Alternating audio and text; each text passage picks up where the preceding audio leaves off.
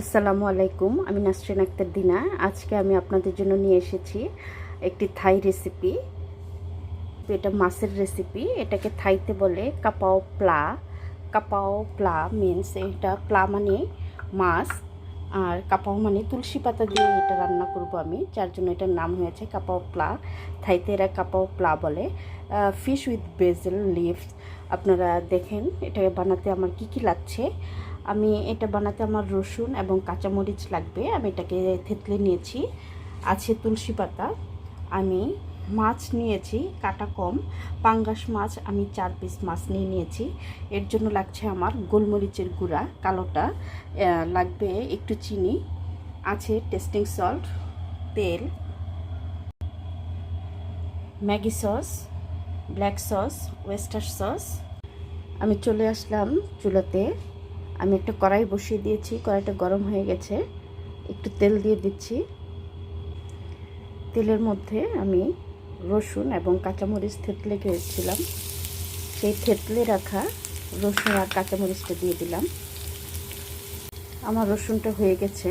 আমি এখন মাছগুলি দিয়ে দিচ্ছি।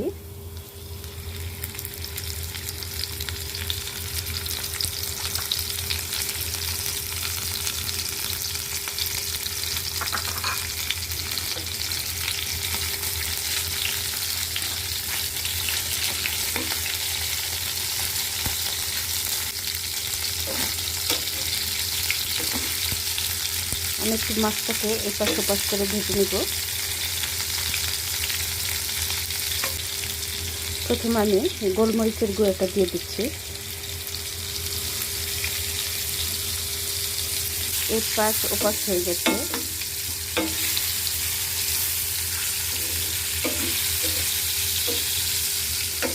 আমি এখন সস দিয়ে দিব। প্রথমে দিয়ে দিচ্ছি ম্যাগি সস,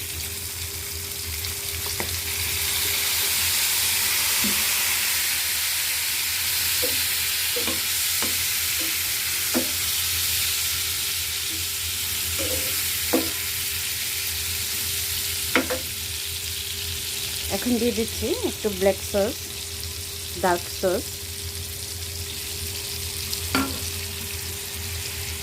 ওয়েস্টার সস,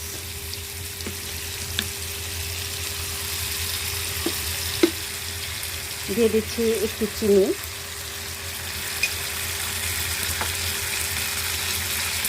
একটু টেস্টিং সল্ট,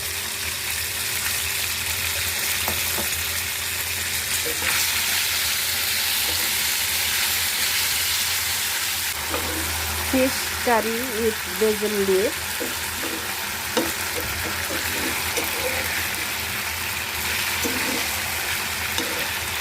আমি একটু পানি দিয়ে দিচ্ছি।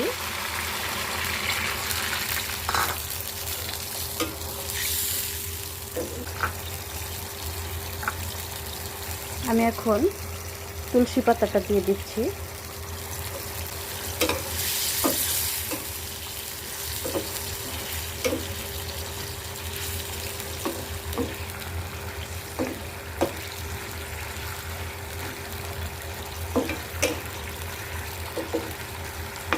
আপনারা চাইলে এর সাথে লাল কাঁচামরিচ অ্যাড করতে পারেন, দেখতে সুন্দর লাগবে।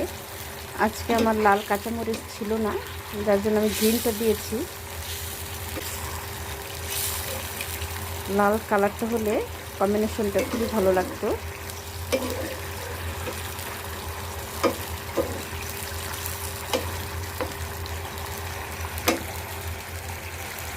অনেকে একটু ঝোল ঝোল খেতে পছন্দ করে, আপনারা একটু পানি কম শুকিয়ে ঝোল রাখতে পারেন। আর যারা শুকনাটা খেতে চান তারা পানিটা শুকিয়ে ফেলবেন।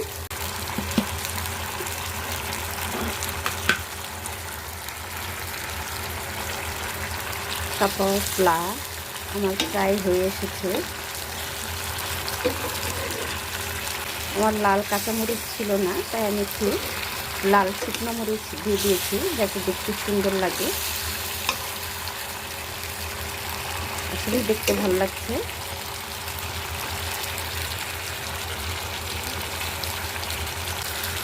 দেখুন আমার ঝোলটা মাখা মাখা হয়ে গেছে, তার মানে আমার রেডি হয়ে গেছে। আপনারা যদি কেউ আরও শুকাতে চান আরেকটু শুকিয়ে নিতে পারবেন, আরও মাখা মাখা করে নিতে পারবেন, কিন্তু আমি মনে করি এটাই ঠিক আছে। চুলাটা বন্ধ করে দিচ্ছি।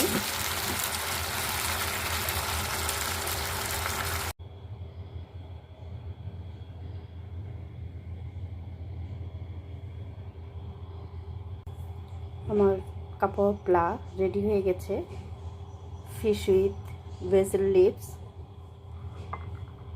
দেখুন ভালো লাগছে, খেতেও টেস্টি হয়েছে। আল্লাহ হাফেজ।